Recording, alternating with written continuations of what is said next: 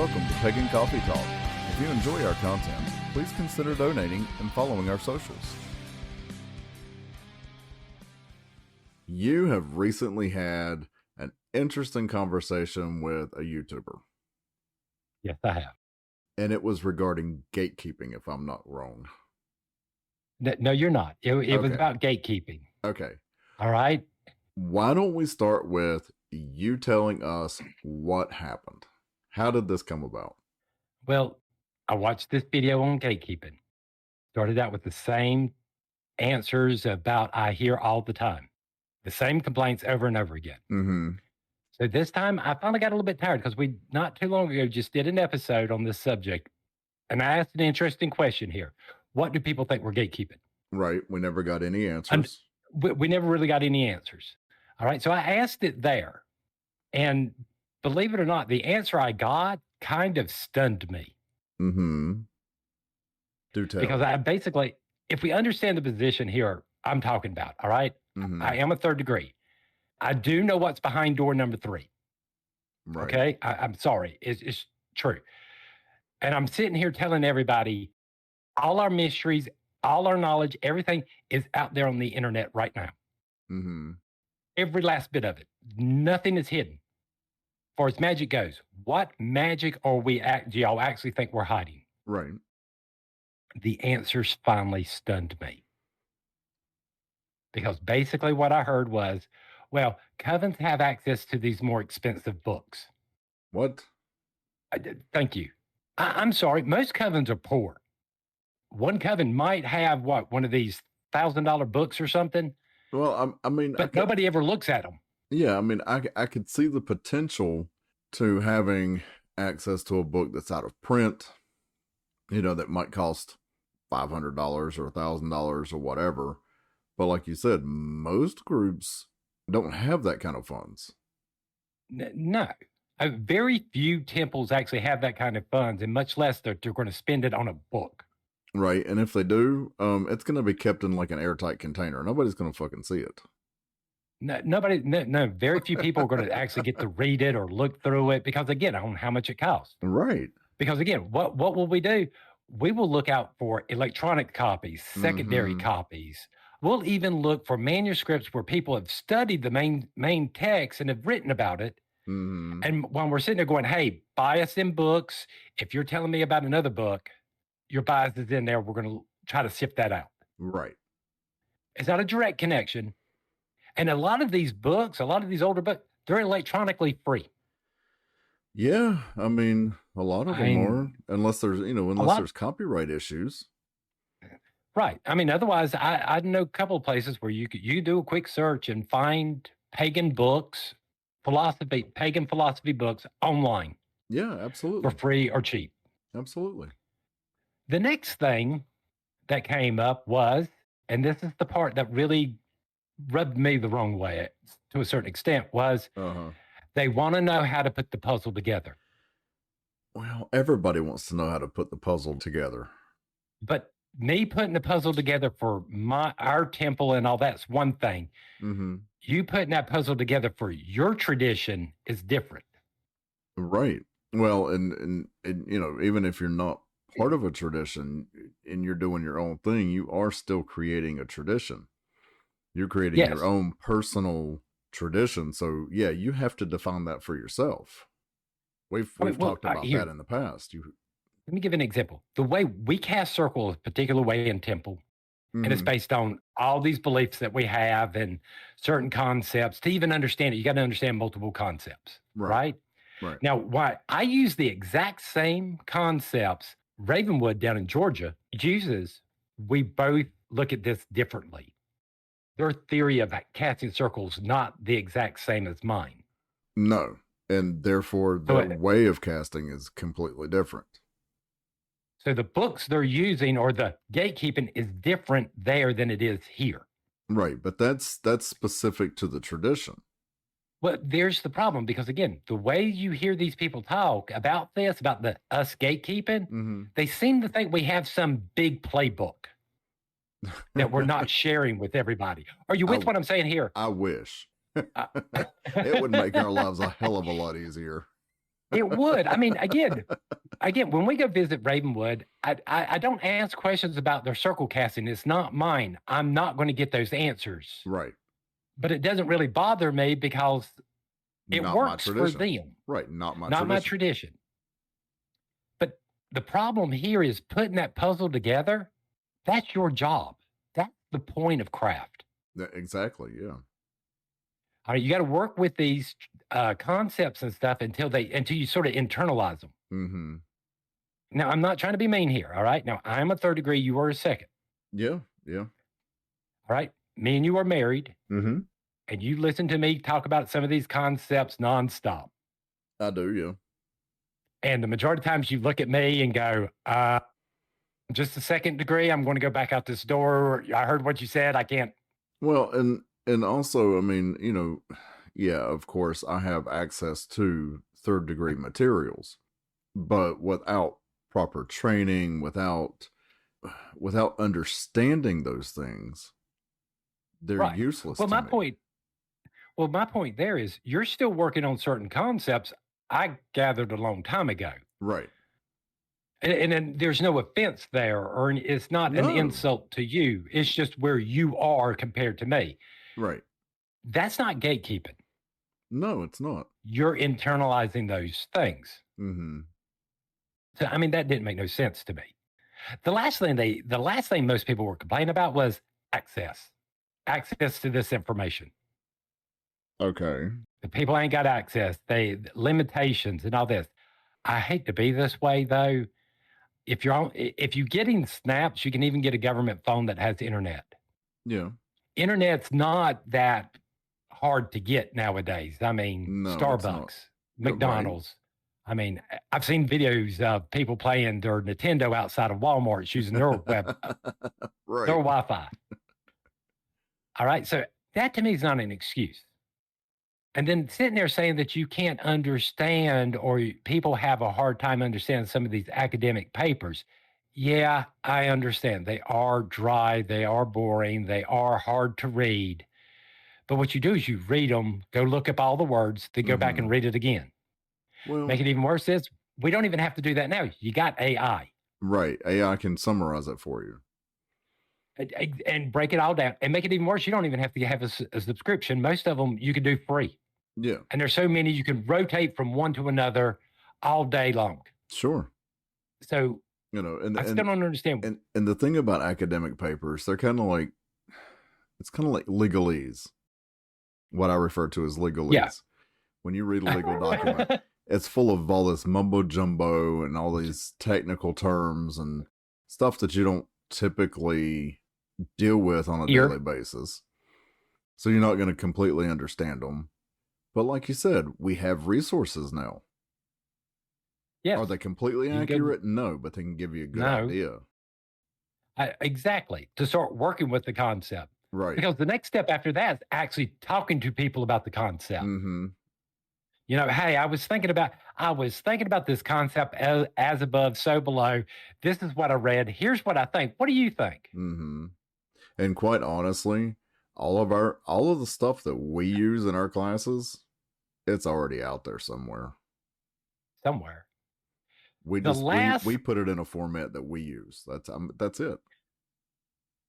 The last problem with this whole gatekeeping thing is one thing I never thought about having to address. Mm-hmm. The ones that don't get initiated. Right. It's funny to me when I'm sitting here thinking about this, why everybody claims all traditional covens are gatekeeping. And it finally dawned on me. It's the ones that don't get initiated. You think they're holding a grudge? I think they're holding a grudge. We don't initiate them. Suddenly we're gatekeeping. We're violent. We're insulting. We're toxic and everything in the world because we said no. Well, look. All right. Now, wait a minute. With that said, okay, go ahead. It's funny. It's funny because they might be in your temple for a whole year before they're told, no, we won't initiate you yet. Mm-hmm. Now, you were there the whole year. You never complained. You never said you felt like you were being mistreated or anything like that. Then suddenly, now you're coming out. Oh, they're mean. They're their priest is toxic masculinity and blah. I have to ask the pagan community now, did y'all ever think about looking at these people going, are you sure it's not you? Are you sure they didn't look at you and go, maybe you're not there yet? Here's the thing behind that, all right? And we've talked about this before. It's very clear from the beginning, from the very first meeting, 9 times out of 10, it's already mentioned. Just because you take classes does not guarantee you're going to be initiated. That's the first words out of my mouth. Normally the first words out of my mouth when I meet with somebody. And if it doesn't happen at that first meeting, it happens on the first day of class. Right. Restate that. It is clearly stated. Just because you come and take these classes does not mean you are guaranteed initiation. Initiation is not a graduation thing. No, it's not. It's a very personal thing. It's very internal. And it's us saying that you can handle the responsibilities of this degree. Right. So then I have to ask, why do people still act surprised when it happens, when they get denied? Well, why? My point is when these people come up and start talking about how toxic these covens are, why not ask them, are you sure it's not you? Right. I hate to ask that question. We're trying to put out people that are qualified to be priests and priestesses. All right. If you go up to a traditionally trained witch, a second degree witch, expecting counseling, you're going to get somewhat professional counseling. Right. You're not going to get you talking to whatever, Willow across the street who's going to whatever. But I don't understand this. I don't either. So again, especially when they're told when it happens, and it has happened, and it will continue to happen. It has happened. When people are denied, we give them options. We never just toss them out on the street. We never just tell them you can't go any further. We just tell them we don't feel you're ready for this responsibility yet. Right. And we tell them what they can do to get to that point. Right. Revisit the classes. Keep on coming to ritual. Communicate. Talk to us. Have conversations. Let's hear some of these ideas and stuff like that. Right. So what is it? Are they not mature enough when they can't handle a temporary no? See, there's my question. It's a question. But I hate to be. Here's what makes it worse. This behavior that you see afterwards only heightens to us that you're not ready. Right. You can't handle a temporary no and go off the handle. Right. Well, there's my proof I was right to make the correct decision. But my point here on this is I never hear anybody in the pagan community go, well, could it be the other person's fault? Why do I always believe that how can all these covens be gatekeeping? How can all these covens be toxic?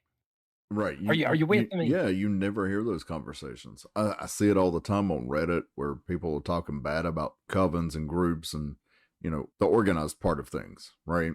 Right. And they say, oh, well, this is, I've never had a good experience. Well, you had a bad experience with one group. One group. Or, you might have heard rumors about some other groups. Right.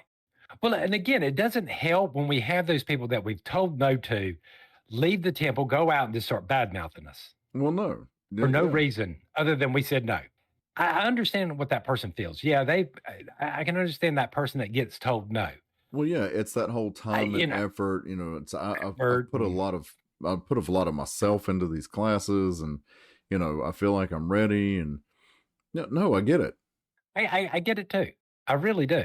But I also understand from the other side what we're looking for. And here's the bad thing about what we're looking for. If we tell you, you're just going to mimic those behaviors. Well, we need to see them emerge naturally. Right. When people ask us, what are you looking for in a student? What are you looking for in a priest or priestess? We can't tell you that. No. It's going to change the dynamic. Exactly. Because we need you to get there. Right. If we tell you, then you're going to mimic those behaviors. And when you're around us. And you're still not going to be ready. I mean, don't get me wrong. Do priests and priestesses make mistakes? Do we sometimes elevate people we shouldn't? Absolutely. Yeah, it happens. Absolutely. I'm not saying that I've never had a student that might have fooled me, got their degree, and went off half-cocked. Mm-hmm. But again, we try our best to do everything we can to make sure we put out credible people that know what they're talking about, that aren't going to hurt other people. Right. Or make matters worse in the long run. Well, and I think even the ones that got their degree and went off and did whatever, I don't think they ever went out with the intention of hurting anybody. I mean, we've never heard any. No. So I still feel like you and the other priestesses and the other leaders that we've had in the past, Lord Min, Lady Alicia, I still feel like we've all put out pretty decent priests and priestesses over the years. Because I'm still back to the whole gatekeeping, the magic thing. Hey, newsflash, we do not teach magic. No, we don't teach magic. My elder took that completely out of our lecture series before I came along. Right. Because for us, it's not about the magic. Well, it's not about the magic. Plus, it's why. I don't have to. Everything's out there. Mm-hmm. There's billions of books. You want to learn magic? Go for it. Sure, yeah. There's thousands of books out there that a lot of them are correct. A lot of them have good ideas and stuff like that. Why do I need to teach you? Hate to be this way. AI, even the free version of AI, you can type in, hey, I want a spell for something. It will generate a spell for you. Yeah, absolutely. So I'm back to where's the gatekeeping really? I don't think it is. I think it's everybody's perception. Well, and that's another thing. Why do people automatically side with those people who are making all these outrageous claims? Why do they just automatically, oh, you're right, assume, blah, blah, blah? We'll completely ignore that this coven or this temple's been active and around for 50 years. Right. But this one person came out and didn't get initiated, and apparently they're toxic. Right. What? Honestly, I think does more to reveal and expose the entitlement that some people have nowadays. Yeah. I want spiritual authority I want the authority without the responsibility. Mm-hmm. We're not really gatekeeping anything. We're not hiding anything. No, we're not gatekeeping. And honestly, all right, there's no big rule book out there. No, there's not. Whatsoever that we all share. I'm sorry. That's not real. That's some fantasy y'all seem to have. Well, again, if there was, it would make this a hell of a lot easier. It would. Because we could all follow the same exact standards, the same exact protocols, the same exact everything, and there would be no question about anything, but it doesn't work that way.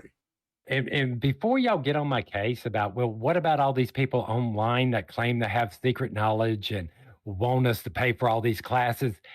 That should be your giveaway. Those people, if they are sitting there, are conning you. Yeah, those people are charlatans. Right. They are they are the definition of a charlatan.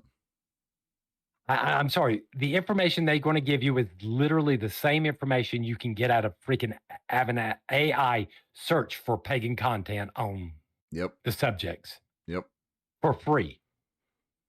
And if it's for a card reading, honey, let me tell you, those are personal interpretations of what the cards quote unquote say. It's what they're seeing in the cards. It's a personal interpretation. Don't pay for that. Not some outrageous sum of money for that. No. Now I'm going to sit there. Hey, if you're going to one of the card reading psychic fairs things, and go for it, because that's normally for charity. It's fun. I don't take these things serious. Yeah, go for it. Have fun with it. Look, I went to one and I wound up reading the reader's cards. I mean, come on, have some fun here. Yes, those people that sit there and act like they got some big secret or something, nobody else, they're probably conning you. Probably. I would say 90% of the time they're conning you. And most traditionalists, here's what in the world really happens when we're in those group settings.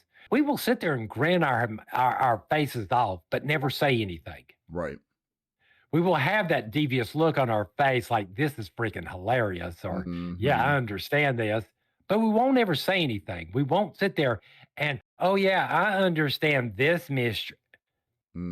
Because by the time you understand the mysteries, you realize that's unnecessary. Right. Here's the point. You have to work with these concepts. You have to go over them over and over again to actually understand them. You have to internalize this stuff. Once you do, it's going to seem easy. It's going to get to the point where you're going to be sitting back going, I can't stop seeing this, these behaviors over and over again. Right. It will become obvious. It will become so obvious. You're going to be sitting back going, why can't anybody else see this? Right. That's the real thing going on us traditionalists. We're sitting back going, why can't y'all see it? It's as obvious as it is there. Once you work through it, once you understand it, there it is. I can't transmit that. Until you do it, you're never going to understand it. There's a difference between wisdom and knowledge. Well, that's, wisdom takes time. Yeah. I was going to say, it's kind of like our mysteries. There are some mysteries we can flat out tell you. And then there's some you just have to experience. If we tell you the ones that you have to experience, it's going to make no sense. No. You have to experience it and work with it to understand it. I mean, because if you imagine it this way, if you can't sit there and explain something to an alien who has no idea of what it's like to fall in love, have that special moment, right? You know what I'm talking about? Right. And until you experience, we describe it all over the place, but until you experience, you ain't got a clue. It's just this vague feeling. Yep. Until you experience it as an adult. I know. I mean, it's like when you have that talk with your kids. They're not going to understand it till it happens. Don't understand until it actually happens. That's a universal mystery. Yeah. I'm sorry. And that's not gatekeeping. That's not gatekeeping. Not by any standards. Everything we're talking, we're not gatekeeping. Stop. All right. Can we just drop this conversation from now on? Can we drop the whole entire gatekeeping thing and just stop? It would be nice. All right. Because again, at the end of the day, you not being able to translate college grade papers and stuff like that is not gatekeeping. Honey, I used to write college grade papers and I still couldn't translate them. If that tells you anything. I mean, so again, I might have finally got an answer to my question, except that the answer really is, we're really not. It's sort of more like everybody's just complaining to complain. Are they thinking there's something there we're not telling or doing? When there's not. Here's the big thing. All right, I'm telling you right now, all the puzzle pieces are out there. All you got to do is just find them. They are, yep. And you just got to put it together where you understand it. I mean, I can think of 2 sites right offhand where you can find a wealth of information, papers that have been copied, books that you can find digital copies of. Well, there's a couple of places you can find like 5 different papers on just as above, so below. Yeah. But different thoughts right, but that's my point. It's out there. Take your time. Do some searching. The information's there if you really want it. I mean, if you can only do 15 minutes a day, 15 minutes is better than no minutes. Right. So again, the time restraints and all this, 5 minutes of researching and doing stuff actually might be more helpful than sitting there for 2 hours. Why? Because read just. Well, I was going to say why. You got a chance to think about it. Right. You're not overloading yourself for 2 hours looking for something and not retaining anything. You're doing shorter spurts, and it's it's perfect for retaining more information. And it gives you a chance to think about what you just read in a smaller section and even go back and dissect it. Yep. The answers I've gotten so far on what we're gatekeeping isn't gatekeeping. No, but I honestly, when you sent me this, and you said, all you said was, "I've got an answer," and I was like, "What? What?" So I was anxious. The answer. Yeah, I was anxious to do this episode just so I could find out what happened. This is what happened. This is basically what I heard from everybody.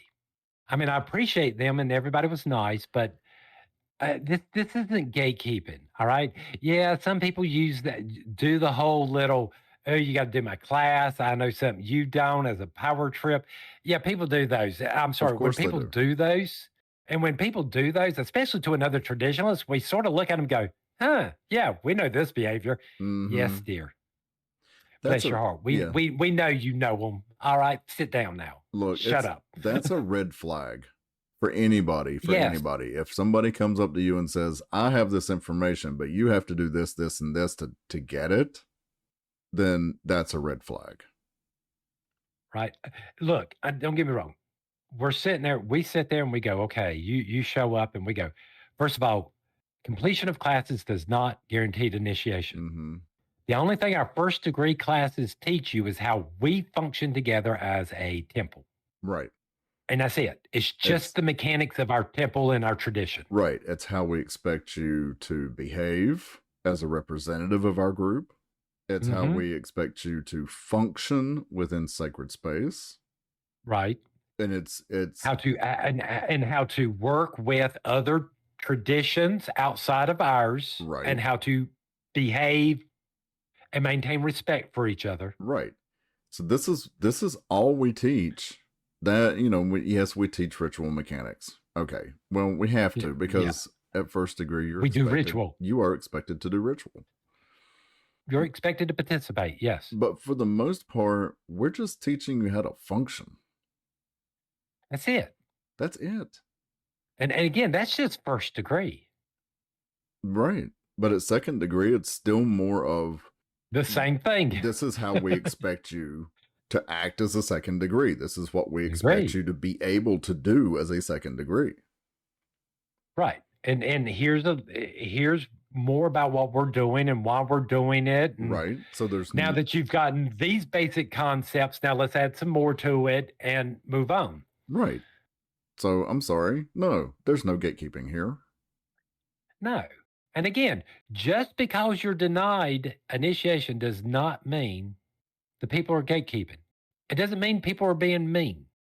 No, and it doesn't mean they're being abusive either. No. It doesn't mean they're toxic. No. It just means you're not ready for this yet. Just accept it and be humble about it and continue your growth and your journey and just worry about you walking your path. Yeah, right. Keep worried about you walking your path. Right. Because again, that's like all this gatekeeping I did hear about. To me, and what I heard, I'm not saying this is what they were saying, but from the way I heard it, these people want me to walk their path for them. Yeah, we're not going to do that. And I'm sorry, that's a big no-no in paganism in our thoughts. We can't do that. The idea of us being sovereign entities is more important. Right. And you know, honestly, I'm not going to say too much more about this, but that's one thing that gets me about the organized side of this. People say, well, I don't like organized religion because I'm not an individual. Yes, you are. Yes, you are.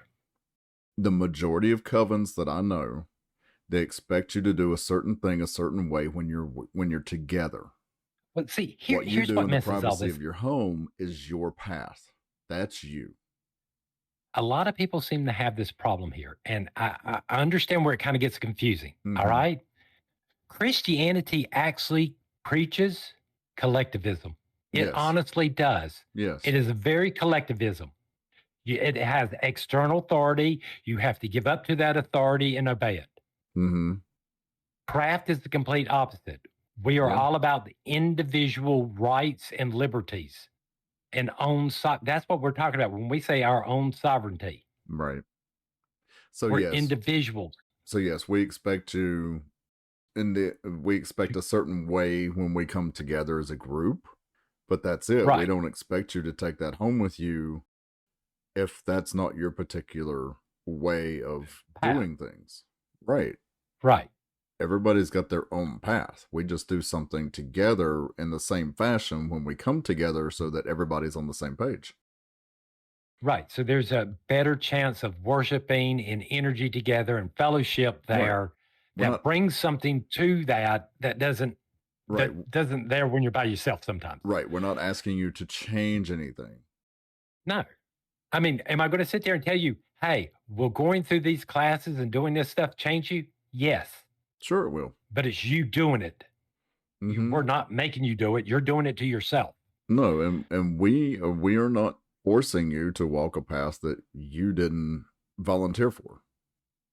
No. We have this concept. You vote with your feet. You walked in on free volition.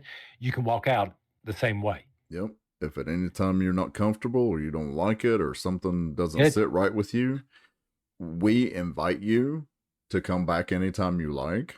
But please feel free to leave. We don't want to force you to stay. No. And we're not going to sit there and badmouth you after you leave out online or anybody else. Absolutely not. You know how many people we've had walk out of class? I mean, come on. Come on. I have started the class of 10 people, and before we get to lecture 3, half of them are gone. Absolutely. And not once did my feelings hurt? Nope. No, and not once did we badmouth any of those students. No. There's no need to. It wasn't for them. All right. So you ready for some coffee? Yeah, I think we've beat that horse. So thanks for listening. Join us next week for another episode. Pagan Coffee Talk is brought to you by Life Temple and Seminary. Please visit us at lifetempleseminary.org for more information, as well as links to our social media: Facebook, Discord, Twitter, YouTube, and Reddit. We travel down this trodden path, a maze of stone and mire. Just hold my hand as we pass by a sea of blazing pyres. And so it is the end of our days, so walk with me till morning breaks. And so it is the end of our days, so walk with me till morning